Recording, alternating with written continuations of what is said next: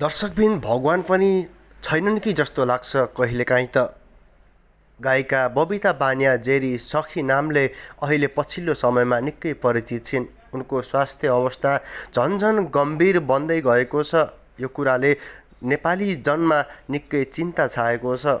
एउटा कुशल कलाकार पछिल्लो समयमा योगमाया सखी उपनामले परिचित छिन्। उनी अहिले पछिल्लो समयमा भजन कीर्तन अन्य काममा पनि निकै अग्रसरमा बसिरहेकी छिन्।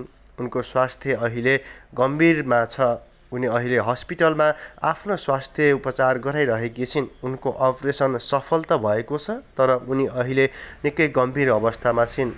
दर्शकबिन, उनको चर्चा भने अहिलेबाट चुलिएको होइन।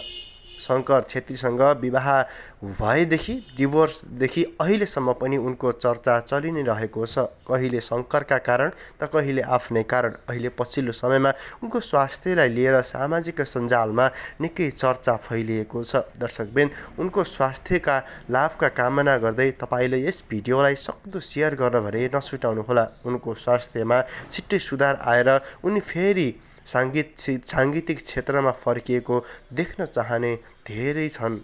तपाईँलाई पनि लाग्न सक्छ उनको स्वास्थ्य छिट्टै सुधार होस् र उनी फेरि आफ्नै काममा फर्किउन् भन्ने लाग्छ भने यस भिडियोलाई सक्दो सेयर गर्न भने नछुटाउनुहोला। हामी फेरि पनि तपाईँमा नयाँ भिडियोको साथमा आउने नै छौँ। तबसम्म हेर्दै गर्नुहोला विशेष कुरा युट्युब च्यानल।